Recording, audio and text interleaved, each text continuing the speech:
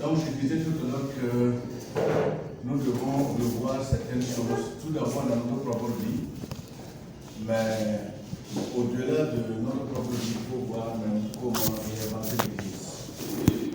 Mais nous voyons à partir des ciments que nous avons déjà projetés que si des choses parviennent à bloquer tout un État, empêcher le développement dans certains domaines, c'est pas toi, simple citoyen là, que c'est vraiment à peur. Heureusement que nous avons quelqu'un, c'est Jésus. Si Jésus n'était pas venu, on serait des plus malheureux. Et c'est une malédiction que nous vivons. Hein. C'est vraiment, quand on dit que l'Afrique a un esprit qui est très mauvais, c'est que ce sont les autres qui viennent bouffer ce que nous avons. C'est ça qui nous fait mal. Nous avons la matière première, nous ne pouvons pas l'exploiter. Ce sont les autres qui viennent bouffer. C'est ça qui fait mal. Et nous étions là, donc nous continuons. 2 Corinthiens 5, 17. Quelqu'un lit s'il vous plaît. Si quelqu'un est en Christ, il est une nouvelle création. Les choses anciennes sont passées, voici toutes choses sont devenues nouvelles. Voilà, donc si quelqu'un est en Christ, donc nous devenons de nouvelles créatures. Parce que nous sommes en Christ. Donc il n'y a pas de malédiction et de condamnation pour ceux qui sont en Jésus. Je voudrais dire à quelqu'un qui peut-être croit que son parent, son père l'a maudit, son oncle l'a maudit. Je veux te dire que si ta conversion est authentique, cette malédiction ne tient pas. Jésus est très puissant pour enlever toutes sortes de malédictions. Maintenant, l'apôtre Paul conclut dans 2 Corinthiens 3 à 6. Quelqu'un lit s'il vous plaît. Si nous marchons dans la chair, nous ne combattons pas selon la chair. Car les armes avec lesquelles nous combattons ne sont pas charnelles, et elles sont puissantes devant Dieu pour renverser les préconceptions. On continue. Oui. Nous renversons les raisonnements et toute hauteur qui s'élève contre la connaissance de Dieu, et nous amenons toute pensée captive à l'obéissance du Christ. Nous sommes prêts aussi à punir toute désobéissance lorsque votre obéissance à vous sera complète. Donc, ce qu'il nous devons dire, c'est que nous avons des forteresses. Et l'apôtre Paul dit clairement que nous combattons les forteresses. Et les armes que nous utilisons pour les combattre ne sont pas charnelles. Nous combattons tout raisonnement et toute hauteur qui s'élève contre la connaissance de Dieu. Nous pouvons encore placer notre mot là-bas, qui s'élève contre notre développement. Qu'est-ce qu'une forteresse? Il y a une faute ici, forteresse avec S. Une forteresse est une position défendue de manière forte. C'est ce que nous donne le dictionnaire. Renverser les murs, c'est prendre la ville. Et chacun voit le monde en fonction de sa forteresse.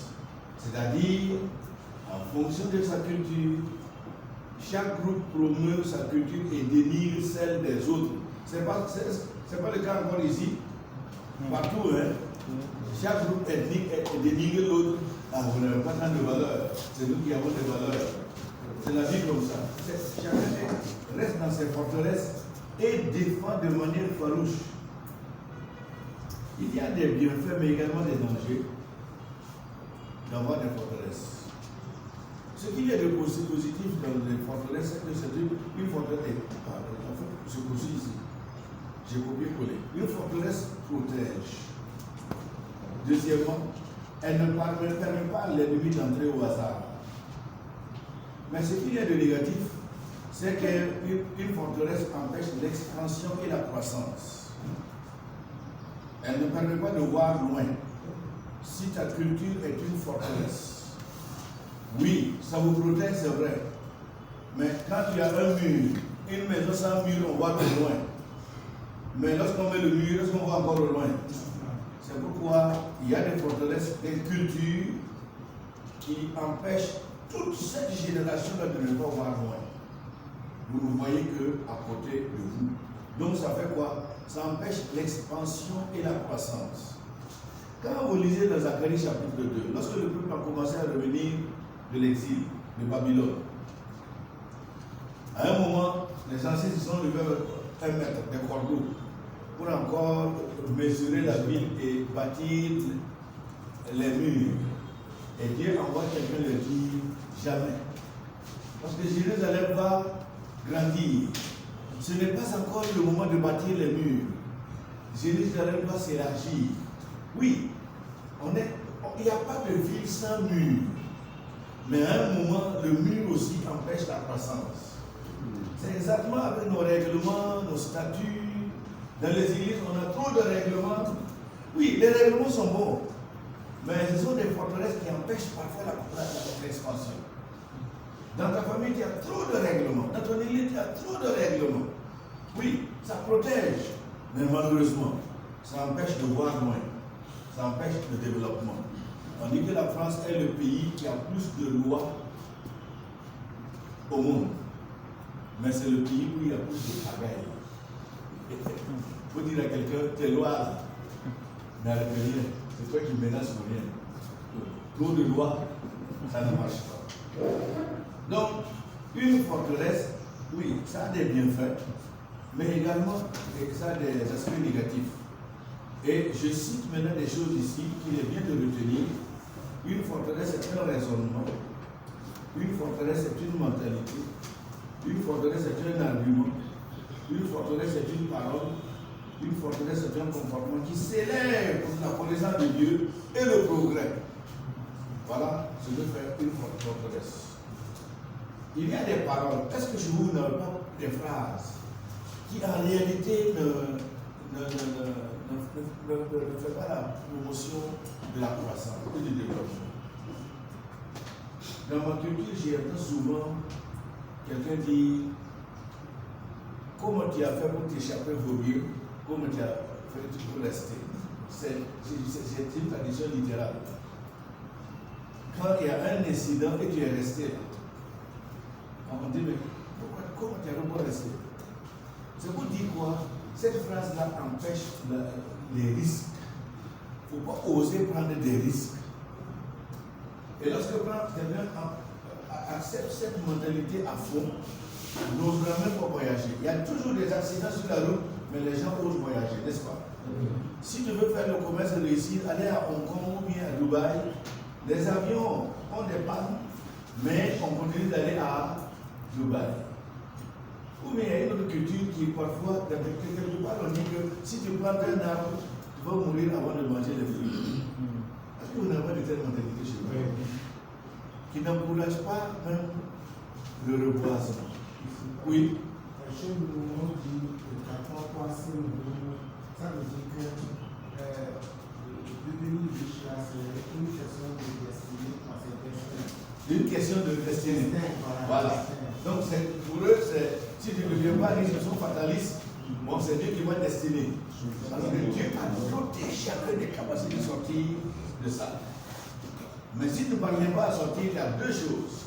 Le païen peut ne pas sortir du sous-développement parce que, comme j'ai parlé de ces forces métaphysiques qui empêchent. Mais pour le chrétien honnête, rien sur la terre là ne peut l'empêcher de se développer. Et Jésus avec lui. Rien, aucune malédiction, aucun empêchement. Il y a malheureusement des forteresses personnelles. Il y a aussi des forteresses familiales. Il y a aussi des forteresses nationales.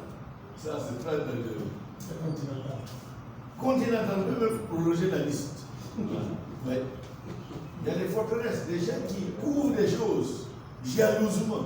Et ce n'est pas utile. Au contraire, ça empêche leur épanouissement. Il y a des familles, quand tu arrives, c'est l'orgueil. Ils se basent sur quelque chose. Et quand vous regardez, ce sont des futilités. Il y a des familles où la pauvreté domine, mais qui ont des paroles orgueilleuses, qui sont supérieures. Il y a des forteresses. Tant qu'on ne travaille pas à l'intérieur, nous allons commencer à énumérer quelques-uns avant de nous arrêter.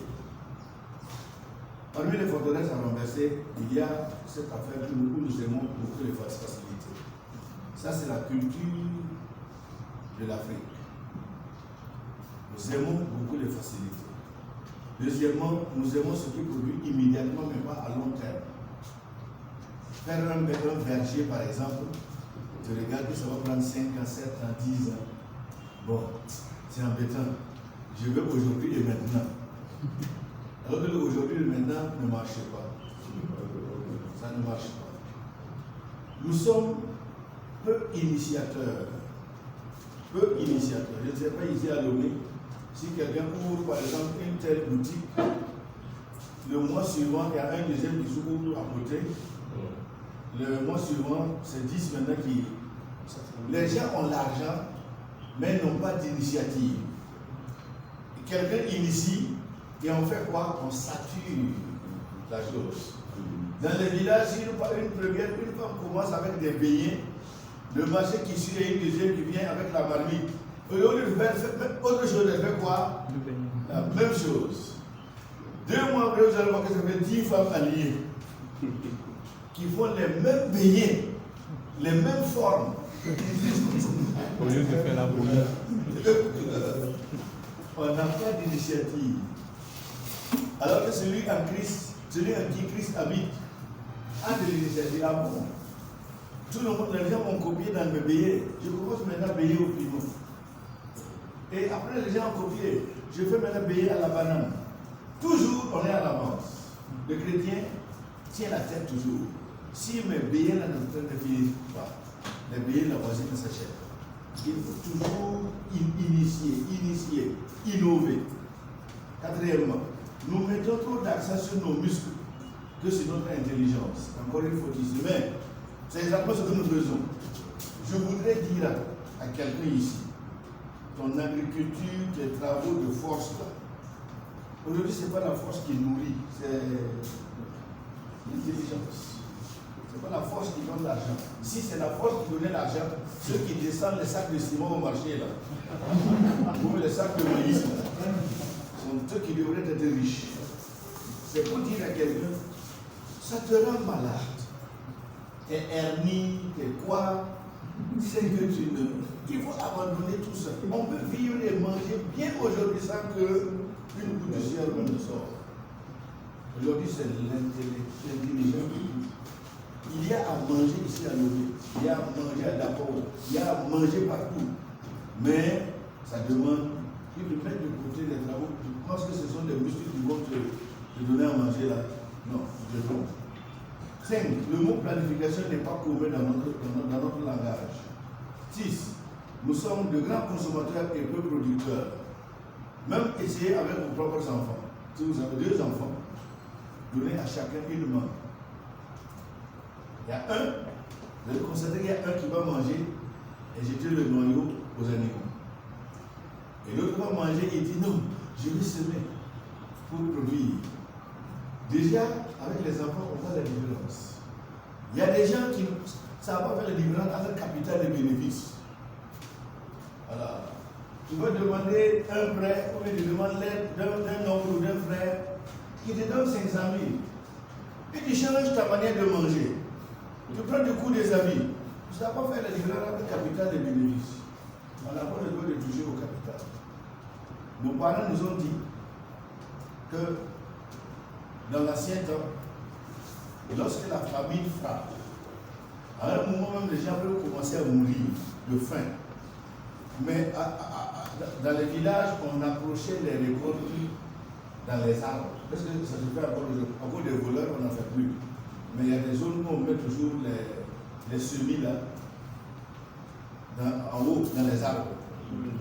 Et tu te crois intelligent, à cause de la fin du monde, pour arracher, c'est une flèche, une lance. C'est ton corps qui va descendre. Les gens meurent, mais personne n'a besoin de manger les quoi? Les semis, c'est le capital. Aujourd'hui, la grande majorité dans nos églises et même dans nos villages, les gens ne font pas la différence entre bénéfice et capital. On bouffe tout. Voilà. Noël arrive, on prend le capital et les bénéfices, on fait de belles tenues, on sort. Noël passe. Comment tu vas sentir encore? Voici les erreurs que nous commettons. Et d'ailleurs, combien sont parmi nous qui avons déjà bouffé plusieurs fois des capitales? Combien de capitales avons-nous déjà bouffé? De l'argent qu'on n'a pas le droit de bouffer. Dans le premier village où j'ai implanté le prix, j'ai dit aux chrétiens, du travail qui a le million la première année ou la deuxième année là, si tu oses t'acheter une moto, moi je te tabasse. Je ne suis pas d'accord. Il y a un temps où il faut s'acheter la moto. Il y a un temps où il faut s'acheter la voiture. Il y a un temps où je m'habillais de vêtements de 1000 francs. Chez nous, on appelle les vêtements de seconde main. Une belle chemise, tu fous, tu sors, ça ne coûte que 1000 francs. Et tu es bien. Mais aujourd'hui, je ne vais plus l'avoir. Je peux me permettre d'acheter une chemise de 50 000. Toute chose a son temps. Et pour enseigner les chrétiens, là, et même tes propres enfants, là, toute chose a son temps. Tu commences. Tu as le million la première année. Mais il faut d'abord poser des racines. Voilà. Il y a des choses à faire, il y a des choses à faire. Tu dis bien à ta femme, ce n'est pas le moment d'apparaître. Il ne faut pas apparaître. Il faut d'abord avoir des racines. La deuxième année, on renforce les racines. Et on augmente les sources de revenus. Et maintenant, lorsqu'un jour, on a 3, 4 sources de revenus, maintenant on peut se permettre d'acheter une moto ou une voiture. Il y a des gens qui ont pris leur capital acheter Saint-Lily. Vous savez, vous avez Saint-Lily, les grosses motos. Et est-ce que le Saint-Lily fait entrer de l'argent? Non. Ça ne connaît que vous. La première année, ce n'est pas le moment d'acheter. Tu vas, oui, à la pastorale, en grand comme tout le monde, mais ce n'est pas le moment. Patiente-toi et avoir des racines à droite et à gauche. Tu investis dans l'élevage, investis quelque part, tu achètes une parcelle, tu fais quoi, voilà, des choses comme ça. Le jour maintenant où tu achètes une voiture, même quand une secousse économique arrive, tu tiens. Les commerçants font comme ça.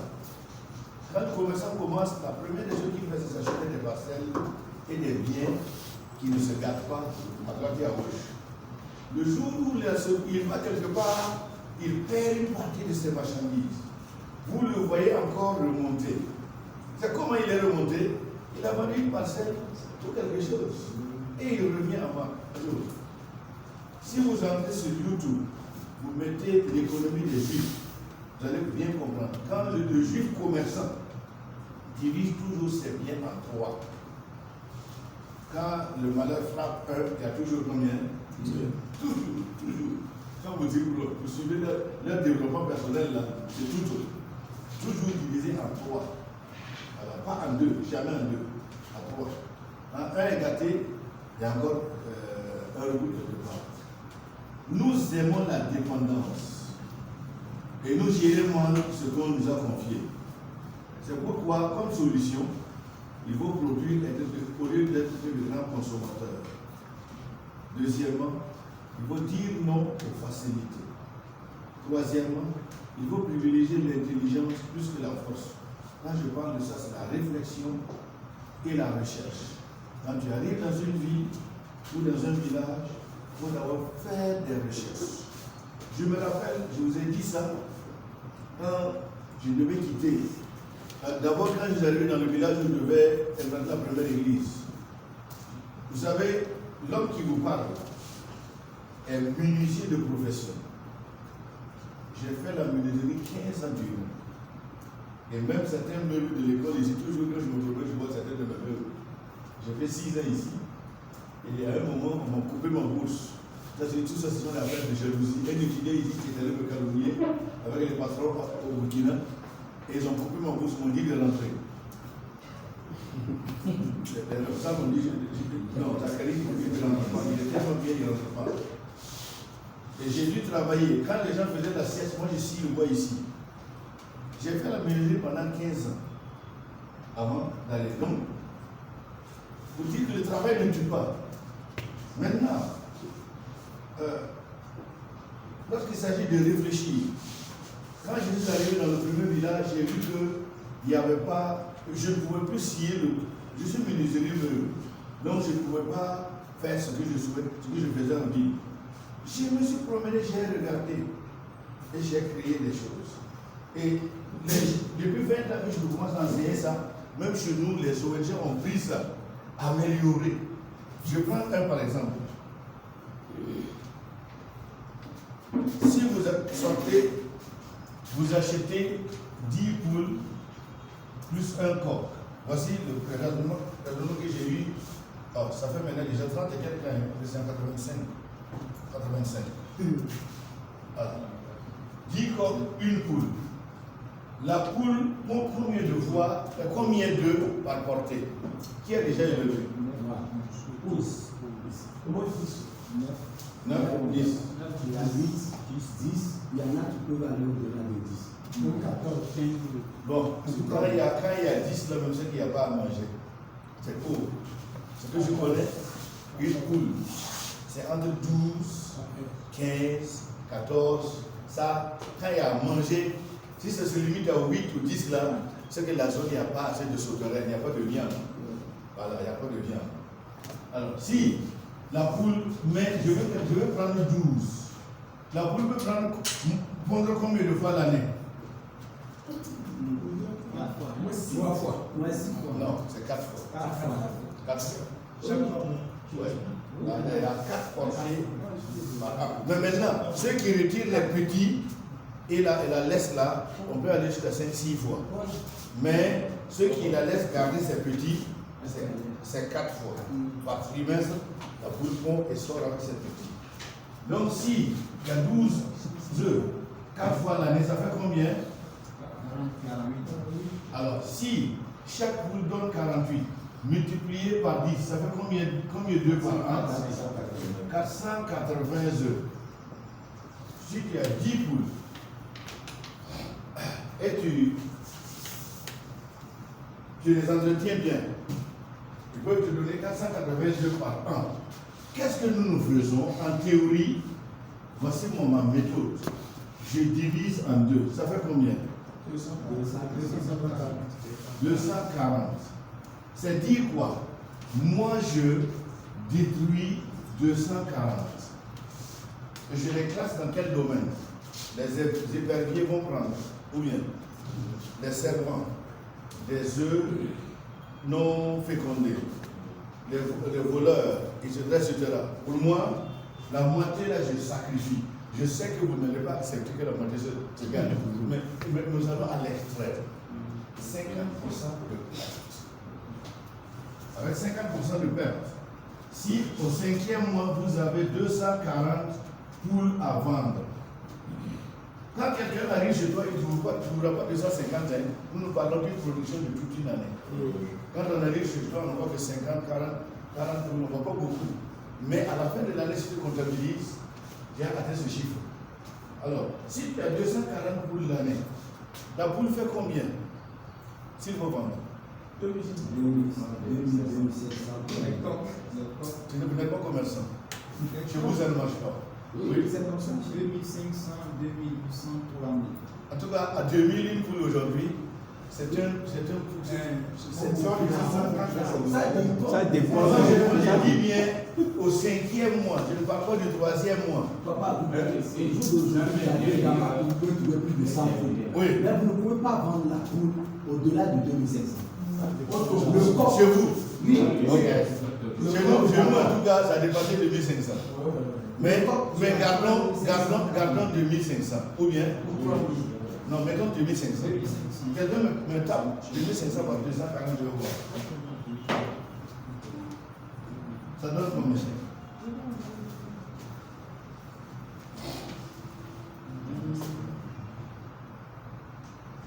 « 600. J'écris ou bien je ne 600 000. Merci.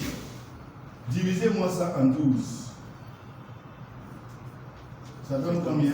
50 000. Donc, déjà chez moi, je suis en campagne, avec les poules, j'ai 50 000 francs de salaire par mois. C'est-à-dire, si j'ai 2 ou 3 sources de revenus, vite, je peux taper 150 000 à 200 000 par mois facilement, sans que la sueur nous coule. Même en campagne, il y a à manger, à boire. Mais maintenant, pour avoir ça, il faut sortir de la masse. Nos parents ont l'habitude, lorsqu'on va faire un poulailler, on le fait bas, et on ne nettoie pas. Un poulailler, ça se nettoie. L'abreuvoir, ça se nettoie chaque jour. C'est-à-dire, pour avoir les 600 000 par an, là, il faut bien faire. Même la maison, là, moi je ne construirai pas avoir une case basse, je veux faire une case normale. Mettre une porte même qui ressemble à la porte que ma maison d'habitation est là. Et je cimente bien, j'entretiens bien, parce que c'est une source de revenus. Si vous multipliez par 2, ça multiplie par combien? Par 2 ici aussi. C'est pour dire à quelqu'un qu'il y a à manger. La mendicité, là. Quand on me dit que il n'y a pas moi, parce que j'ai vu sur Internet qu'il y a des personnes qui n'ont plus eu de salaire. Et hier, j'ai appris encore, même quelque part, une de vos écoles publiques ici, où ils ont maintenant 2 mois d'arriéré de salaire. Si ici au Togo déjà ça choque et qu'on ne travaille pas à revoir certaines choses, le jour où on va fermer les églises pour 3 ans, que vous préférez les pasteurs? Vous voyez ce que ça veut dire? C'est-à-dire à un moment, il faut changer certaines choses. Rendre les gens autonomes. En campagne, on n'a pas seulement les poules, on a les chèvres, n'est-ce pas? Oui. On a quoi encore? Des pentards. Oh, les pentards donnent plus que ça. Oui. Ah, oui. Les chiens sont aussi chers aujourd'hui. Les chiens. Les chiens. Oui. Les chiens aujourd'hui. Moi j'ai des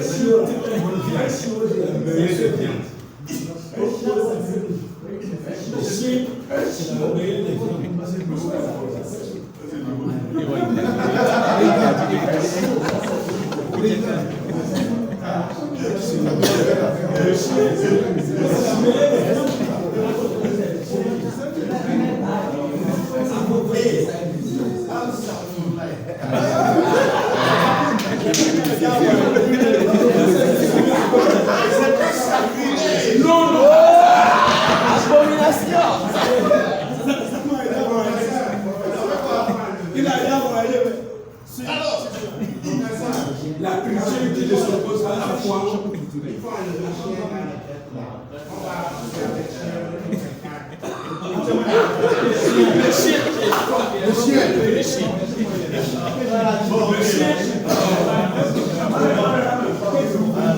Là, je suis fâché. J'ai commencé à zéro. Là où je suis allé implanter la première église. Et quand quelqu'un vient chez moi, notre pasteur est fonctionnaire, hein, tous nous cultivons, mais ici ne cultivent pas. C'est comme le chat ivoirien dit, si un Malgouillet décide de se faire un pantalon, c'est qu'il a une solution. C'est qu'il a une solution, où ça peut pas passer. Quand quelqu'un vient chez moi, je ne cultive pas, c'est que j'ai des solutions. Et ce sont des solutions qui ne me demandent pas beaucoup d'efforts. Il y a à manger. Donc quand quelqu'un arrive, il va pas trouver beaucoup de choses. Des porcs, beaucoup de choses. Mais quand on calcule mensuellement en budget qui a plus de 200 000 francs par mois, ça nous permet de bien vivre. Et là, quand tu es autonome comme ça, vous savez, c'est une honte pour moi. C'est comme en classe, vous me voyez parler directement. Je n'ai pas les pasteurs quémandeurs. Quand tu es quémandeur, même à la pastorale, tu ne peux pas regarder comme tu veux. Ou bien, quand tu regardes, tes yeux rencontrent ton bailleur de fonds. Tu ne peux pas parler comme tu veux. Ou bien. Parce que si tu me dis certaines vérités, on va te couper le robinet. Donc, écoutez, soyez autonomes. On va dire, même dans ton église, dans certaines églises, les personnes ne peuvent pas bien parler là. C'est parce qu'ils dépendent de. Alors, si les chrétiens voient que notre pasteur, ce que nous lui donnons là, il ne dépend pas de ça. Chacun fait attention. Non, c'est pas grave. C'est pourquoi je vous encourage beaucoup à diversifier vos sources. Ça a permis de se développer. J'ai commencé par là. Puis après, quand l'Église nationale m'a fait quitter l'implantation de l'Église comme résident, je vous ai dit la dernière fois quand le chrétien de l'école l'a fait, il m'emmène au verger. Il me présente les lopins de terre. Ça c'est pour les étudiants, ça c'est pour tel professeur. Mais il arrive à un endroit, ça c'est pour toi. J'arrive à la maison, je dis, ma femme, tu me connais bien la terre, je lis sur toi. Tout ce qui demande la force, là, ce sont des maladies, je ne veux pas. Crie sur moi, oh, tu fais toujours ton mal là encore ici. J'ai dit oui, on a d'autres solutions. Et on a Je suis allé à côté, nous sommes à côté d'une retenue d'eau d'un barrage, et je lui ai dit, on laisse là, nous allons faire une pépinière qui demande beaucoup de travail. Nous avons acheté des sachets, on a fait des plants d'eucalyptus. Mais c'est comme j'ai l'habitude de dire, même avec les poules, quand quelqu'un me dit que il y a des maladies, il y a des voleurs, je dis, il faut faire beaucoup. Les voleurs vont voler, ça va durer, ça va durer. Moi, je ne fais jamais petit. Donc, la première année, qu'est-ce que j'ai fait? J'ai fait, voilà, nous allions 10 pots, comme ça, et 100. Ça fait combien en tout? 10 par ça, c'est combien? 1000. J'ai fait comme ça 80 planches. Ça fait combien? 80 000. Multiplié par 50 francs de pot, ça fait combien? 50 francs par 80 000. 4 millions. Et ça demande 3 mois de travail. Vous commencez en avril, à partir du 15 juillet, vous avez tout vendu parce qu'on doit planter. Et j'ai tout vendu. C'est là-bas que j'ai acheté ma première voiture, la première année, à l'école publique. Et combien était mon salaire du professeur d'école publique? 37 500. Le titre est grand, mais le salaire est quoi? C'est rien. Professeur d'école publique, avec 37 500 par mois. Je fais ça, c'est là-bas que j'achète ma première voiture. Quand j'ai fait ça la première année, tous les professeurs qui faisaient les choux depuis 20 ans, là, ils ont laissé, ils ont fait ce que je fais. À la deuxième année, qu'est-ce que je fais? Du produit de 80 000, je vais jusqu'à 120 000. J'ai fait 120 planches. Je ne connais pas faire petit. Ça, c'est ma culture. Et voilà comment, quand j'ai fait la deuxième année, j'ai réussi. Une lettre d'affectation est tombée. Je dois aller à l'ouest, comme directeur d'école publique. Je vais visiter, il n'y a même pas de retenue, il n'y a même pas de tout à côté. Il n'y a rien. C'était grave. On va fouiller comme ça. J'arrive là-bas, alors je tourne, je regarde, je dis, ah bon? Donc ça va chauffer ici. Mais Dieu m'a donné encore une idée. J'ai commencé immédiatement les abeilles, là, c'est quoi? L'agriculture. Je ne suis pas allé à l'école apprendre, mais c'est la force des choses, la vie qui impose, il faut t'en sortir. Comme j'étais menuisier, je suis allé dans les bibliothèques, librairies, j'ai acheté des petits livres sur l'agriculture. Et j'ai vu comment on fait les plans. J'ai acheté le bois, j'ai fait 10 ruches. En calculant, j'ai vu que chaque ruche pouvait me donner un certain montant par an. Et j'ai multiplié par 10. Et vite, je suis allé à côté de l'école, là, c'est la brousse, j'ai enfoui. À un moment, ça piquait les enfants. Donc il y avait un qui était à côté de la concession. Vous voyez, cette tête-là, apporter une ruche avec des abeilles. La nuit. Dans la vie, il faut se battre. Vite, quand ça a commencé à produire, à moins une année scolaire, je suis allé en septembre, en juin, une lettre d'affectation tombe. Je dois venir au siège. Le patron dit qu'il a besoin de moi. Ils ont vu que je me bats. C'est ça qu'ils ont vu. Ils ont observé. Donc le président dit qu'il a besoin de moi à ses côtés. Je dis, là c'est grave. Arrivé au bagarre, je ne suis pas habitué à la vie. C'est ça la partie compliquée. Je suis habitué à ces sortes de choses en campagne. Et maintenant, on me dit de venir dans la ville. J'arrive là, je commence. Et qu'est-ce qu'on me donne comme salaire? 50 000. Non, ça, je dis ça.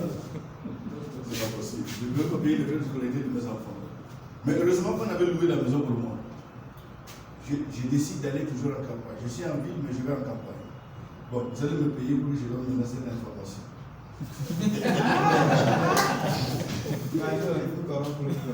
Voilà. Bon, j'ai continué l'élevage, mais autrement. C'est là que j'ai commencé l'élevage des pondeuses. Et là, à l'époque, pour avoir les poussins, on ne pouvait pas en avoir ici. Il fallait commander de la France ou de Belgique. Le poussin coûtait 1200 francs à l'arrivée à l'aéroport. Donc pour avoir 1000, il faut avoir 1 million 200. J'ai d'abord pris 1000. Dieu a béni. J'ai construit le poulailler, puisque généralement c'est 20 sur 10. Il y a 4 ou 5 poules. Qui fait les poules comme qui a fait les poules? Qui a fait les poules pondeuses? 4 ou 5 poules. 5 ans. Bon, là, ce sont des poulets de chair. 1 mètre carré. Oui, mais quand ce sont des pondeurs chez nous, dans la zone désertique, c'est tout là, on peut mettre au moins 4 ou 5 au mètre carré. Et j'ai fait ça la première année, j'ai vu que c'est bénéfique. La deuxième année, je mets un deuxième poulailler. Vous savez, en matière de poules pondeuses, ça a beaucoup de bénéfices, mais le risque est très élevé. À un moment, chaque poulailler de 1000, je vendais les œufs à 1 700 000 par mois. Mais les poules bouffent 1 million. Si tu ne leur donnes pas le million, tu n'as pas ton bénéfice. Il reste dans mes mains autour de 700 000. Je découvre les vaccins et autres. À la fin, s'il me reste entre les mains autour de 500 000. Donc, comme j'ai fait le deuxième poulailler, ça me donnait à un moment entre 800 et 1 million de bénéfices par mois. Et là, tu achètes en matière des œufs, les œufs ne suffisent jamais. Même jusqu'aujourd'hui. Les œufs ne suffisent pas. Donc tu vas tourner avec tes œufs. Les femmes vont te supplier, c'est que les grossistes là, vont même te supplier pour en prendre. Vite, ça disparaît comme ça. Donc j'ai fait ça pendant un temps et c'est ça qui m'a permis. Aujourd'hui, j'ai un lycée internat et où les élèves payent pour venir. C'est grâce au poulailler. Le deuxième secret que j'ai eu, quand j'allais pour acheter le camp, on m'a fait revenir à Ouaga. J'y allais à 20 km de la ville. Bon, en ce temps, c'était pas. 30 ans passés, c'était pas développé comme ça. J'achète le lopin de terre, les villageois me donnent à. Là où est mon lycée actuellement, j'ai pris 9 hectares et demi à 100 000 francs d'hectare. J'ai payé, c'est là que j'ai commencé le poulailler. Et l'année suivante, quelqu'un dit non, à côté, à l'autre côté de la grande voie, il y a encore un terrain à 5 hectares, si tu veux. Bon, mais l'argent a monté, ce n'est plus 100 000 hectares, c'est 150 000. J'ai dit, il n'y a pas de problème. Et là, il m'a permis de payer à tempérament. Donc, j'ai payé 750 000. Bon, j'ai encore acheté d'autres terrains. Mais j'ai mis des eucalyptus. Regardez, si vous avez un terrain d'eucalyptus, c'est bien d'avoir, le bien c'est d'avoir au moins 4 à 8 hectares. Si vous plantez des eucalyptus, après 4 ans, on ne plante pas tout en même temps. Même si vous faites 2 cette année, l'année suivante, même si ce n'est pas en un lieu, vous pouvez prendre des différents villages. Si vous arrivez à avoir au moins 4 à 8 hectares, après 4 ou 5 ans, si le terrain est bon, c'est une condition. Si le terrain est bon, quand vous coupez 2 hectares, vous avez assez d'argent pour ne même plus travailler toute l'année. L'année suivante, vous coupez 2 hectares, vous avez encore assez d'argent pour vivre, mais sans travailler toute l'année. Troisième année, le troisième groupe, quatrième année, et l'année suivante, vous revenez au premier. Parce que 4 ou 5 ans après, ça a encore atteint la coupe. Donc, ça ne fait que continuer. Vous ne cultivez plus. Et vous avez 3 millions, 4 millions par mois avec ces bois-là, le bois, la vente du bois. Ça permet d'être libre pour le ministère et vivre décemment. Les enfants ont ce qu'ils veulent. Toi aussi, vous avez ce que vous voulez et tout va bien. En 2016, le terrain que j'ai acheté à 150 000 hectares, de 5 hectares, à un moment, j'ai acheté un terrain dans un quartier chic de Ouaga et je n'avais pas d'argent pour construire. Je priais, pour tous mes projets, je prie. Je me rappelle ce jour, j'ai passé toute la nuit comme j'ai dit, jusqu'au matin. C'est vers 5 h du matin que le Seigneur m'a dit, mais je t'ai donné assez de moyens pour bâtir, bien bâtir. Quand le Seigneur m'a dit, c'est qu'il m'a donné assez de moyens, j'ai compris. J'ai aussi décidé de me débarrasser d'un terrain. Vous savez combien j'ai vendu? Qui va imaginer? Je l'ai vendu à 50 millions. Chaque hectare, 10 millions. Et j'ai pris ça à aller investir. Si vous venez chez moi, je suis dans le j'ai acheté le terrain à 750 000. Et moins de combien? 2002 à 2016, c'est combien là? 14 ans, j'ai vendu à 50 millions. Pour dire, il faut toujours. Non, si le Seigneur vous libère, vous voyez loin. Les forteresses ne vous empêchent plus. Donc j'ai décidé de prendre ces 2 heures de cours là pour qu'ensemble on parle. Et vous ne pouvez pas vous développer tant que Christ n'est pas dans votre vie. Tout ce que je dis là, les réussites, les succès, les quoi, attention, si Christ n'est pas avec toi, tu vas travailler mais les choses détruisent. Tu ne comprends même pas. Les autres réussissent mais jamais toi. C'est qu'il y a quelque chose. J'ai vu ça dans la vie de plusieurs pasteurs. Oui, ils ne peuvent jamais réussir parce que les esprits ancestraux, parfois ça n'habite pas en toi. Mais c'est dehors, mais ça fait quoi? Ça agit. Ça fait que ton attachement à Christ ne se porte pas bien. Voici la clé. Cela n'empêche pas l'esprit de pauvreté, les esprits ancestraux d'être dehors et de lancer des assauts. Comme je le dis souvent, Israël est le peuple de Dieu. Mais ça n'empêchait pas aux Philistins et aux autres groupes là de venir essayer voir, venir attaquer. Donc je vous encourage, soyez votre relation avec le Seigneur. Et deuxièmement, ne faites pas ce que font les gens. Je vais donner un peu de temps pour les questions, ou bien je termine avec numéro 4 ou 5 ici, avant la porte de l'imagination, et il faut dire non à l'aide. Il faut dire non à l'aide. Le salut en Jésus est un salut complet, et notre continent n'est pas un continent maudit. Il faut développer plus les talents et revoir bien les choses dans notre vie. Et voilà, c'est la fin. S'il y a des questions, des commentaires, nous allons faire ça. Il nous reste combien d'heures, combien de minutes? C'est à 10 heures, non? Oui, donc on a encore 30 minutes. On va échanger sur ces points. Et voilà, j'ai décidé de prendre ce temps-là. Parce qu'il faut qu'on travaille à revoir les choses. Sinon, nos pasteurs souffrent pour rien. Oui. Nous vous remercions pour ce temps que vous avez passé avec nous. C'est quelque chose qu'il nous faut. Merci. Sérieusement dans le ministère. J'ai bien compris parce que j'ai fait la formation agricole. Ouais. Ah bon, formation agricole, ça c'est bon. Et la formation agricole à l'UCD, où j'ai des catholiques. Donc j'ai bien compris, j'ai bien fourni de ce que vous nous dites. Donc là, il m'a donné ce que nous n'avons pas pu prendre de ce que vous avez présenté. Or, nous voulons avaler, ruminer, mastiquer. Moi, je suis commerçant. Donc, nous voulons acheter. On va acheter, on achète la connaissance. On va acheter, on va faire le truc. Bon, merci, je fais la comédie seulement. Bon, on va voir si je peux vous en donner.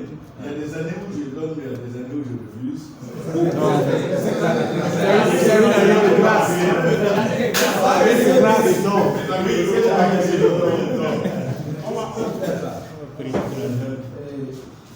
Moi, j'ai été fasciné par rapport à vos démarches dans le domaine entrepreneurial et puis de diversification des sources de revenus. Chercher l'autosuffisance financière pour avoir la même ligne dans le ministère. Moi, mon souci, c'est comment concilier le système d'application dans lequel nous sommes avec ces projets. Je donne mon exemple. Le premier cours où j'étais, j'avais la possibilité de combiner le commerce, et l'élevage et l'agriculture. Ça marchait. Surtout l'élevage, quand je sors le matin, après ma prière matinale, je passe la journée avec mes chèvres, mes moutons, mes poulets, puis mes pétales. J'en avais assez. Et quand j'ai commencé juste avec c'est les dons. Le premier jour, j'ai prié et le Seigneur m'a dit, mais tu pries pour demander les moyens, puisque j'ai fait 3 mois sans soutien. Et le Seigneur me dit, il faut lire dans la parole, tu verras que tous les hommes de Dieu, les lévites, étaient des éleveurs. Pourquoi tu ne l'aimes pas? Ça c'est juste. Le lendemain, une vieille est venue me donner une poule. Parfait. Il dit, pasteur, j'ai pensé à toi, j'ai voulu te donner une poule. J'ai gardé la poule, elle a pondu le nom. Elle a pondu. Je suis allé chercher un coq ajouté. En 6 mois, j'avais plus de 100 poules dans ma poule. C'est parti. Et on m'a délogé de mon premier logement à cause de mes poules. Ça dérange le voisinage. Voilà. Le propriétaire de maison n'a revenait pas, parce que lui a fait des expériences de l'élevage à la campagne. Je ne réussis pas. J'ai changé et j'ai vu que c'est tellement rentable, l'élevage. Je devais même avoir un financement du gouvernement avant qu'on me fasse. Mais dans mon nouveau poste, j'ai une cour très restreinte, très petite. J'ai dû même à 90% mes volailles là, je les ai vendus avant de venir. Mais le peu que j'ai amené, j'ai remarqué qu'il n'y a pas de multiplication. L'environnement ne convient plus. Voilà, l'environnement ne convient plus. Il y a des maladies répétitives, malgré le soin. Ils ont des grosses souris là-bas et des rats qui viennent dans les poulaillers et les gens là-bas ne font pas les latrines. Donc, c'est à les livrer sous les arbres. Ça fait que les volailles sont toujours attaquées. Au jour d'aujourd'hui, quand je regarde mes volailles, je suis un peu écœuré. Mais je ne sais pas, je pense, je réfléchis, je ne sais pas que faire exactement. Parce que. Il faut aller à un autre stade, à un autre niveau. Oui, tu élèves l'élevage où on est. Non, j'ai oublié le nom. Enfermé, là, c'est quoi? Oui, enclos. Faire un enclos. Mais là, les nourris, tu n'as pas beaucoup de bénéfices. Voilà. Quand on fait avec un enclos, les nourris, tu n'as pas beaucoup de bénéfices. Elles ne pèsent pas comme si elles sont à l'aine. Oui, mais du champ d'activité. Regarde dans la autre chose. Autre chose. Regarde. Oui. Non, tu as bien la dépense. Oui, pasteur. Merci beaucoup. Sincèrement, notre problème ici, c'est que, comme vous l'avez dit, je crois que c'est hier, le système n'avait carrément différent de notre système. On dirait que c'est en ces confinements, que cette idée du ministère à double vocation est libérée. C'est pendant ces confinements. Voilà. Ça vous a sauvé en tout cas. Une circulaire qui s'autorise le ministère pastoral à double vocation. Je prends juste au début des confinements. Après qu'on ait quitté ici, et on nous a laissé rentrer, j'ai passé une semaine à la maison sans rien faire. Deuxième semaine, sans vous mentir, je ne suis pas aussi habitué que ça, me lever le matin, dormir. C'est pas ton habitude. Voilà. J'étais déjà malade. Voilà. Donc, du coup, par la grâce de Dieu, un frère m'appelle et me propose un travail. Très bien. Dans un entrepôt, comme magasinier. Ouais. Étant vu notre. C'est que là où nous sommes, notre corps, voyant les liens, les lois qui nous dirigent, j'ai réfléchi beaucoup. Mais j'ai appelé un dénoncé dans le ministère et je lui ai demandé conseil, je me suis dit, pasteur, vas-y. Vas-y. Voilà. C'est un gagnant. Et je suis allé. Maintenant, je suis arrivé. Ceux qui étaient dans le magasin m'ont arrivé. Quand on me présente que c'est un pasteur, il va les aider, il sera contrôleur dans le magasin. Tous sont choqués, pasteur. Voilà. Ah oui. Vraiment choqués. Sans mentir, tous sont choqués. Pourquoi un passager ici? Et quand le moment du travail vient, excusez-moi de prendre un peu de temps, quand le moment du travail vient, on amène des marchandises. Et je dis, faisons ceci. Il dit, non, pas ça, ne peut pas. Nous ne devons pas faire. Non. Quand je prends le balai pour mettre propre le magasin, non, pas ça. Nous sommes venus pour travailler. Voilà. Mais ça, vous m'avez dit, pasteur, ils n'étaient pas à l'aise. Ah oui. Ah oui. Maintenant, voilà ma question. Face à ces situations, comment le gérer? Ça fait un. De l'autre côté, par exemple, là, moi, je suis, comme il a dit, il y a problème d'affectation aussi qui joue beaucoup ici. Comme il a dit, là où moi je suis, il n'y a pas d'espace chez moi. Et tout est occupé. Je suis sur un lot avec l'église en même temps. À côté, il y a des jardins. Et même ma poule ne peut pas sortir pour aller dehors. En dehors de ces genres d'activités, est-ce qu'un pasteur, et chez vous, est-ce qu'un pasteur peut exercer aussi d'autres fonctions en dehors des activités génératrices de revenus dont on est en train de parler, comme il est comptable quelque part, il est dans un etc. Est-ce que c'est possible? Nous, le pasteur est libre d'exercer toutes les fonctions, sauf les fonctions de bassesse. Il humilie l'homme. Donc, sinon, le reste, ça va chez nous. Je vous ai dit, nous avons des pasteurs commerçants, ils vont jusqu'à Dubaï, des grands magasins. Nous avons des pasteurs fonctionnaires, professeurs, administrateurs, même gouverneurs. Mon fils est médecin spécialisé en néphrologie. Il est pasteur titularisé. Donc, le second qui vient sera docteur pharmacien. Il va venir la formation. Chez nous, tout est autorisé. C'est ton champ. Mais tu dois tout faire. Chacun implante les églises, chacun exerce son ministère. Et gagne son pain. Donc, ce qui vient de dire que le problème, les gens sont gênés là. Ce tabou là sera brisé d'ici là. C'est parce qu'ils n'ont jamais vu les pasteurs creuser des trous. Chez nous, les pasteurs, ils manœuvrent. Et c'est parce que tu as mangé que tu choisis. Dans une autre tu n'as pas. Ils vont faire ce qu'il y a. Non. Moi, j'ai été ministre, c'était pas une honte pour moi. À un moment, je suis parvenu à mettre en place ma petite entreprise avant d'aller à l'école publique. Ce n'est pas une honte pour moi. Après, dans le ministère, je scie mon bois. Aujourd'hui, ça fait bientôt plus de 20 ans que je n'ai plus signé de bois. Mais si ça chauffe aujourd'hui, je veux retourner dans mon bois. Je n'ai plus de honte dans ça. Donc, pour te dire qu'il n'y a pas de honte. Et si l'entourage est un peu gêné, c'est parce qu'on dit qu'il n'avait jamais vu ça ici. Mais chez nous, les pasteurs travaillent, les pasteurs chauffeurs, tout ça, on a les pasteurs chauffeurs. Alors, je viens maintenant. Oui, merci papa, vraiment. Et ça nous a fait du bien. Et ça nous ouvre les yeux. Et je crois que l'évangile que le Seigneur nous a appelé à annoncer est holistique. Voilà. Il prend l'homme dans toute cette dimension. Jésus a prêché l'évangile complètement. Donc, comme on l'a dit hier, ceux qui s'étaient venus, c'est compte tenu de la lumière qu'ils avaient, qu'ils nous ont apportée. Et je crois que progressivement, ça va arriver.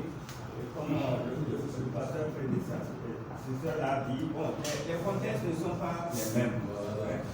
Et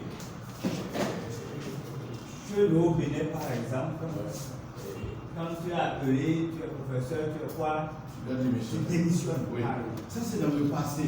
Mais avec ce contexte qui vient de s'installer là, les mentalités vont changer. Ça va changer. Je vous ai dit que votre ancien président naissant avait une ferme. Je connais. Donc, c'est dire que plusieurs personnes ont des fermes aujourd'hui. Une seconde activité qui ne gère pas leur ministère, mais ils ont des sources de revenus. Il y en a qui ont construit des maisons. Chaque mois, ils récupèrent des loyers. S'il te plaît, c'est lui, tu veux lui donner avant de venir à toi. Oui. J'aimerais, il semble que je voulais porter cette différence. Parce que il m'a dit que c'est l'État et l'Église là-dedans pour affecter. C'est-à-dire, c'est le pasteur là où il peut servir et dans la fonction de Dieu dans l'autre. Qui t'a dit ça? Je ne sais pas d'affectation. Non, l'État affecte. Mais l'Église n'affecte pas. Chez nous, l'Église n'affecte pas. C'est chacun qui implante son Église. Chez nous, c'est comme ça. Lorsqu'on affecte, c'est pour question de raison de nécessité. Quand un pasteur chute moralement et qu'on doit le remplacer, ça c'est rare. Là, on trouve maintenant quelqu'un pour aller prendre son Église. Si un pasteur décède, on trouve quelqu'un dans la zone, la localité pour le remplacer. C'est là que tu vas changer de ville ou de village. Sinon, il n'y a pas d'affectation chez nous. Donc là, je vais venir à ce point. Bon, est-ce qu'il est conseillé de chercher à demander un poste en fonction de sa vision ou bien il est préférable de s'adapter aux conditions chargées par exemple, parce qu'on a mis l'espace pour communiquer. Est-ce qu'il peut oser demander qu'on le mette à tel que le souhait? Non, tu restes là où tu es. C'est comme je vous ai dit, lorsqu'on m'a envoyé à l'ouest, j'ai étudié la zone. J'ai vu que là où je suis, avec le miel, non, ça c'est de l'argent. Sortez dehors, achetez un litre de miel, vous allez voir. C'est vraiment de l'argent. Donc, si je fais apiculture, je vais m'en sortir. Et si je commence avec 10, un jour j'arrive à avoir 20, plus de 3 millions par an, je vais avoir. Donc, il y a de l'argent. C'est pas la peine de charger, comme il dit, il n'a pas d'espoir pour ses poules. Écoute, mets ça de côté. J'ai fait ça avec ma femme. Donc ça, je vous dis comment nous avons fait. Quand nous avons, l'Église nous a fait quitter l'implantation des livres pour aller à l'école publique. Le salaire de professeur était à 37 500. Le président à l'époque, le bureau qui m'a affecté, a dit, bon, comme le salaire ne suffit pas même pour les enfants, alors nous allons demander à ta femme d'enseigner. Ma femme a étudié, d'enseigner. Il n'y avait qu'une école primaire, il n'y avait pas de collège là-bas. Donc elle pouvait être institutrice dans l'école évangélique. Pas dans le gouvernement, parce qu'elle avait dépassé, je ne voulais même pas que ma femme entre dans le gouvernement. Elle arrive là-bas, son salaire me dépasse de quelques mille, c'est 42 000 et quelques. La première année, voilà ce que j'ai vécu. Nous nous sommes mariés, on a fait 10 ans ensemble, tous les jours on est ensemble, jusqu'à aller implanter les églises, 8 ans, donc ça fait 10 ans, on est ensemble, on n'a pas de problème. On arrive à ce nouveau poste, pour la 11e année, elle quitte le boulot, elle arrive le soir, elle prend sa table, elle va de...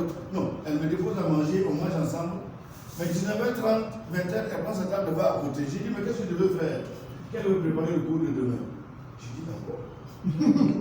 Ça, c'est quelle affaire? À un moment, j'ai supporté pendant 1 mois, 2 mois. Au 3e mois, je ne supportais plus. Mais un boulot qui est venu confisquer ma femme. D'accord. Qu'est-ce que j'ai fait? Je l'ai dit à elle. Voilà, j'ai pris une calculatrice. C'est pourquoi j'ai dit, celui qui travaille avec salaire est pauvre, c'est ça. Quand nous avons calculé les 48 000 par 12, ça ne vaut rien. J'ai dit, bon, on va respecter le président, tu vas enseigner jusqu'à la fin de l'année. Amen. Mais Amen, là, c'est la première. Cette mère-là qui a écrit, je demande ce boulot-là. Cette même va écrire, je démissionne. Ma femme est obéissante. Donc je lui ai dit, on peut avoir ça là ailleurs et autrement. Et elle a obéi. Et qu'est-ce que nous avons fait? Nous avons fait notre pépinière, on a acheté notre première voiture. On a un travail qui dit seulement 4 mois, qui ne demande même pas beaucoup d'efforts. Donc, pour dire à un moment, si à un moment tu fais un travail, ce n'est plus rentable, jette ça, change. Tu arrives dans une localité, le levage ne marche pas. Mets ça de côté, fais autre chose. Ce que je devais éviter, c'est le travail sur salaire. Imaginez, si quelqu'un a combien 150 000 francs par mois. Il a combien de salaire par an? Combien? Qui calcule pour moi? Ça fait 1 700 000. 1 800 000. Oui, 1 800 000. Il est pauvre. Il ne peut rien faire. Il y a quelqu'un qui fait beaucoup de conférences au Burkina Faso sur le développement personnel. À un moment, un professeur est allé pour se moquer de lui, professeur d'université. Il dit que Simon, toi tu fais tes conférences, tu parles au hasard, que dehors il y a plus d'argent que dans la fonction publique là. Alors moi j'ai en bon français il parle. Et il finit le jeune homme et dit, chez nous c'est pas affaire de français. Nous parlons ici de la question de développement, nous parlons de question d'argent ici. Bon français ne nous regarde pas. Tu peux avoir bon français, ne même pas avoir à manger. Donc le monsieur lui dit, Simon prend sa calculatrice, il tend au professeur. Il dit, je ne veux pas voir les chiffres que tu vas mettre, mais il lui dit, mets ton salaire. Le monsieur met le montant de son salaire mensuel. Il dit multiplie par 12. Il multiplie par 12. Il dit multiplie par le nombre d'années que tu vas travailler jusqu'à aller à la retraite. Le monsieur multiplie. Ça ne vaut même pas 100 millions. Il dit qu'avec ça, tu peux construire une belle maison. 100 millions. Ça suffit même toute ta carrière là. Ça ne peut même pas construire une belle maison. Le professeur a commencé à pleurer. Simon lui dit dehors là. Il y a déjà en un mois là, 5 millions, 7 millions là. Ils ont déjà gagné. Dehors, on peut avoir du tout, de 3 fois, 4 fois. Et il lui dit, celui qui a salaire est esclave. Celui qui est dehors, c'est lui qui gagne. J'ai compris ça. Ça fait que même mes enfants, je me rappelle, bon, le médecin, lui, il a décidé de tout, mais il fait autre chose également. Mais ma deuxième fille, qui a dit qu'elle va faire comme papa, à la fin de ses études à l'université, elle a le master. Elle sort, elle fait 2 mois, 3 mois, je la vois tourner en ville, elle regarde. Un jour, je lui pose la question, mais qu'est-ce que tu vas faire?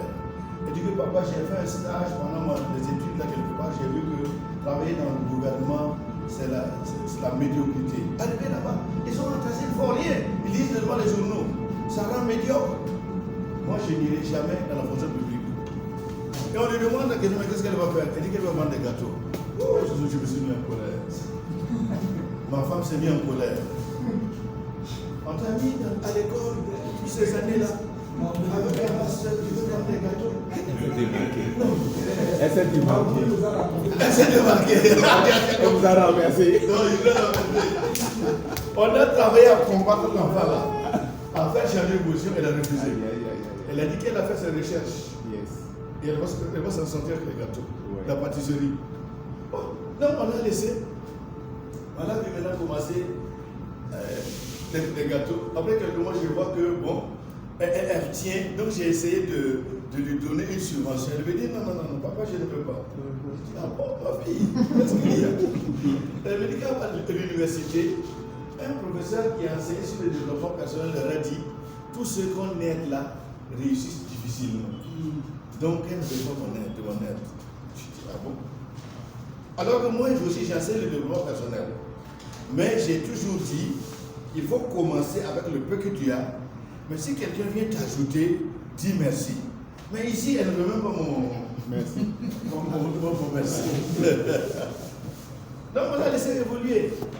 Aujourd'hui, là, sa pâtisserie, là, elle a 6 ou 7 employés. Wow.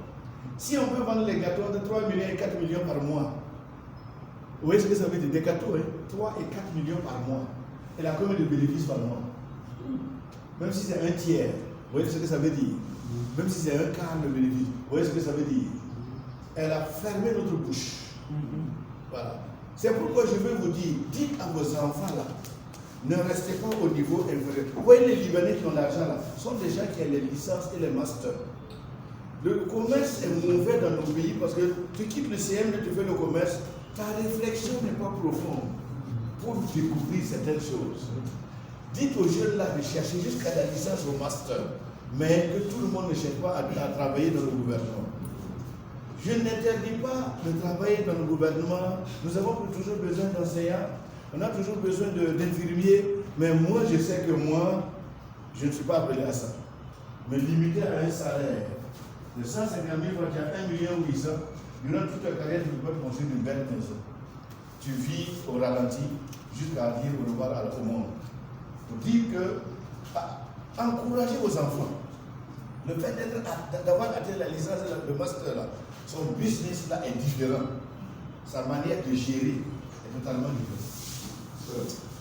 Je suis maintenant à... Alors, c'est toi. Oui. Je tiens à vous dire merci pour ces moments que nous sommes en train de passer, ces conseils. Et on dit souvent, quand Dieu dit une parole à un enfant sage, ça devient toute une parole. Qu'est-ce que ça veut dire? Et l'expérience que moi j'ai eu à faire personnellement, quand vous avez 30 personnes à qui vous donnez des conseils, il y a au moins 5 qui arrivent à s'en sortir. Okay. La majorité écoute, voilà, mais n'aime pas alors même en pratique. Ne pratique pas, c'est ça. Dans l'église, c'est ce que nous vivons. On enseigne beaucoup, Mais on peu prêche beaucoup, mettre en pratique. tout est mettre en pratique. Et parmi le nombre que nous faisons ici, si 5 personnes arrivent à mettre en pratique, C'est bien. ils vont sortir de la pauvreté. Voilà. Et professeur, que Dieu nous aide. Donc, Il y a j'appelle ça des obstacles endogènes oui. qui font que en Afrique, si vous n'êtes pas débarrassé de ces contraintes et obstacles endogènes, et que si vous n'êtes pas vous-même libéré du péché, si vous n'êtes pas libéré du péché, de la malédiction de la famille, de ces démons qui sont autour de vous et qui vous font du mal, il serait très, très difficile de s'en sortir. Donc c'est pourquoi, et suite à tout ce que vous m'avez dit, il faut que chacun réfléchisse pour aller au fondement de son existence, voir ce qu'il doit revoir, prier, chercher la face de Dieu, jeûner, si ça a besoin de 7 jours de jeûne et prière, une semaine pour briser les forteresses qui sont parties autour, être libérés pour voir loin. Nous devons passer par là. Nous devons payer le prix. Et maintenant, nous lancer alors dans l'entrepreneuriat. Et ça aussi, ouais, papa, votre temps, les terres étaient moins chères. Très moins cher. À notre temps, et C'est encore moins cher. oui, Aujourd'hui là. Oui, c'est encore moins cher. Oui, par rapport à ce qui vient. Excuse-moi de te couper. Celui qui a acheté mon terrain à 50 millions, 5 hectares, 3 mois après, il a vendu à 80 millions. Écoutez, continue. Là où je vous donne raison, professeur, j'ai acheté un terrain, ils ont dit 45 000. J'ai payé 30 000, je n'ai pas trouvé les 15 000 pour avoir le terrain. Au moment où j'étais encore entouré, j'étais encore dans les fondements, j'étais entouré des puissances d'amélioration de ma famille.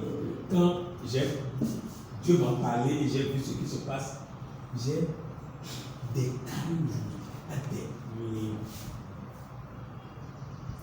Et j'ai des états aussi, mais ce n'est pas encore suffisant. Est-ce que vous voyez? Et j'ai vu tout ce que vous avez démontré. Et c'est pourquoi hier, et c'est pas hier que je disais, quand vous trouvez quelque chose, il faut ne bouffez pas tout. Ne bouffez pas tout. C'était à 10 heures, oui. Je disais ici. Oui. Parce que avec quelque chose de très petit, si Dieu est avec toi, tu peux aller loin. Donc, merci beaucoup. Je voulais demander à tout un chacun de nous alors de puiser dans ce que le professeur nous a dit pour avancer et pour ne pas être la même personne. Merci. Merci. Au niveau de l'exercice du ministère, cette manière de voir les choses et de me développer me permet, je vous ai dit, je n'ai pas d'église. C'est parce que le malgré a su vous faire passer sa queue. Voilà. J'ai les moyens, donc je n'ai pas besoin d'une église pour financer mes activités. Les différentes activités que j'ai aujourd'hui me permettent de mettre plus de 10 millions par an pour mon ministère.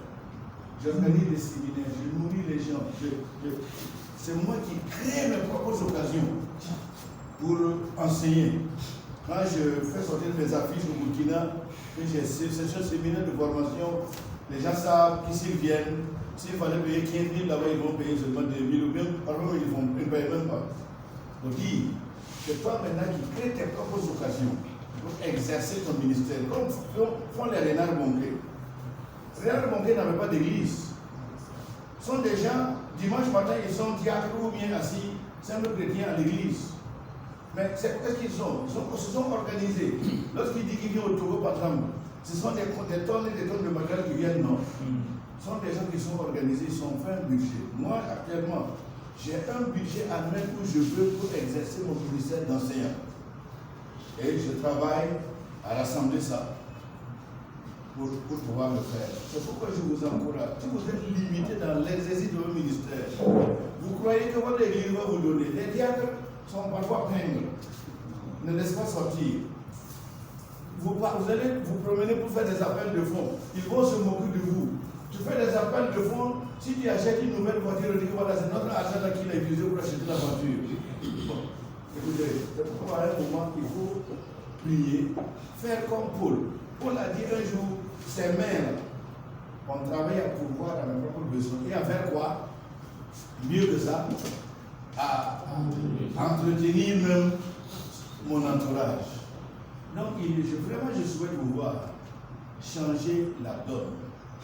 Que même les chrétiens dans votre église, ah, un pasteur là, il a vraiment les moyens. Si nous avons pour lui donner, c'est juste pour ajouter. Il a les moyens et vous développez vos initiatives. Pas pour faire de la politique, pas pour se vanter. Non. C'est ça sorte de choses là. Tu te vantes, ça va, Dieu va souffler dessus. Donc, il faut rester humble et bien travailler sur vous. Aujourd'hui, le lycée que j'ai, si un parent peut avoir 500 000 francs pour payer pour les frais de scolarité pour que son enfant vienne dans l'internat, et d'ailleurs dans l'internat aujourd'hui ce sont les musulmans qui font la promotion de notre lycée. Pourquoi? Nous avons mis un lycée évangélique. Le lycée s'appelle le lycée évangélique Bethel. Quand quelqu'un vient là-bas, quelqu'un te donne son enfant, de le garder pendant 8 mois ou 9 mois, qu'est-ce que tu vas faire en tant que pasteur? Il ne faut pas simplement le nourrir, il faut le garder de la parole de Dieu. C'est ce que nous sommes en train de faire. Ce lycée est un moyen pour nous d'évangélisation et d'enseignement déjà. C'est ma femme qui travaille beaucoup là-bas avec les enfants. Des enfants qui étaient ratés à la maison. Quand ils viennent là-bas passer les 8 mois, 9 mois, de retour à la maison, les parents constatent que, attention, il y a un changement. Donc les musulmans eux-mêmes font la promotion de notre lycée. On dit quoi? Écoutez, construire une école, ça ne coûte pas. Chez nous, par exemple, vous pouvez commencer avec une seule classe d'abord. Et chaque année, tu ajoutes. Même si tu n'as pas 5 millions pour construire le bâtiment, bon, commence avec 1 million le premier bâtiment. Et puis, les papiers, quand tu arrives, on te donne une liste de 30 et quelques documents à l'Assemblée. Écoutez, en 3 jours, tu peux aller à l'Assemblée. Écoutez, celui qui a peur dans la vie, là, non, moi je n'aime pas. Il ne faut pas avoir peur dans la vie. Même si on vous dit que c'est impossible. Écoutez, il faut biffer le mot impossible de votre vie. Il n'y a rien d'impossible. Mon professeur m'a dit ça. Zacharie, fais attention avec ce que tu appelles l'impossible. Fais attention avec ce que tu appelles l'impossible. Il n'y a rien d'impossible. Donc, celui qui est là, qui a peur, qui jusque-là ne voit pas d'ouverture, je t'encourage. Prie, le Seigneur va t'éclairer. Amen. Et si tu éclaires, tu vas t'en sortir.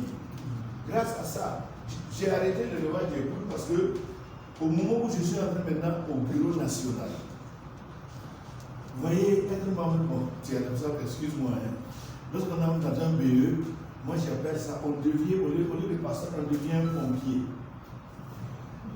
Pour à droite et à gauche, pour régler les problèmes. Donc, à cause de cette course-là, mes agents me volaient mes œufs, vendaient mes poules, parfois me vendaient mon maïs. Donc, j'ai chuté. C'est pourquoi j'ai arrêté de le voir. Sinon, c'est vraiment de l'argent. Mais, ce que j'ai pu investir à droite et à gauche, je vous dis que les racines, là, ne jouez pas avec ça. Ne commencez pas vite par une belle moto, par de jolis habillements. Non, restez simple. Et maintenant, quand il y en a, vous faites maintenant ce que vous voulez. Il y a un temps pour tout. Donc, je sais que dans tous les contextes, mon frère, ce que les chrétiens ne peuvent pas élever là, mets le levage de côté. Ouvre les yeux et regarde autrement. Dans cette classe, j'ai toujours les yeux étudiés. Je connais un qui s'est lancé dans le domaine des membres. Aujourd'hui, il est bien. Un berger de membres. C'est vrai que ça peut faire 4-5 ans sans te donner quelque chose. Mais après, si chaque année tu mets 50, chaque année tu mets 50. En 5 ans, tu as combien? 250, non? Non. Tu ne vas plus travailler à vie. La vente de ces mangues-là, parce qu'un seul manguier peut donner plus de 35 000 francs, parfois 50 000 francs. Donc la vente de ces mangues-là, aïe aïe aïe, ta responsabilité chaque année, c'est d'aller désherber et pour que le feu ne détruise pas ton verger. D'autres ont commencé à mettre des oranges. Oui, ici c'est les oranges, les quoi? Les arbres fruitiers qui sont au sud d'ici là. J'ai toujours dit, ne cherche pas ton verger là à côté. Il y a des zones où on ne peut plus avoir développé de terre, c'est trop cher. Va loin, si tu vas loin, le terrain coûte moins cher. Donc, à chacun de voir ce qu'il peut faire pour avoir des sources de revenus.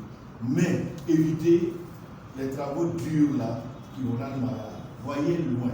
Un investissement qui va vous donner de l'argent dans 10 ans et vous nous perdez. Ok, je m'arrête là. Oui, pose la question. J'ai répondu. Sinon, j'ai encore un peu de temps. Oui, c'est bon, merci. Donc, nous sommes là demain. On va continuer le chapitre. Excusez-moi.